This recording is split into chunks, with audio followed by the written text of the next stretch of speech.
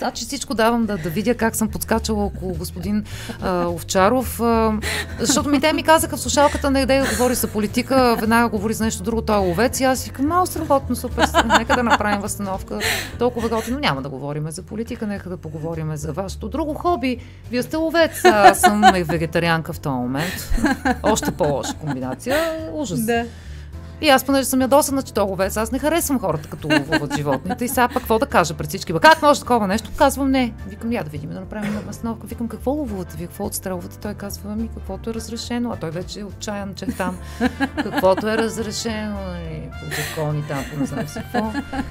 И аз казвам, а сърни отстрелвате ли? Той казва, ако е разрешено, да, вече иска да ме убие, според мен, да ме наръга с моли. Било то сърне или не, каквото и да си. И аз казвам, искам да направим възстановка, аз ще тичам като една млада сърна около вас. Тук в студиото вие ще казвате папа, и ще ми показвате така. Ужас, ужас, ужас. Ето това е много срамно нещо, но е много смешно. Ти кога си виждала такова нещо? Не съм никога. Нали? Да, аз съм била млада сърна, която е искала той да я отстреля, за да видим как работи Румен Овчаров, да ме отстреля с една...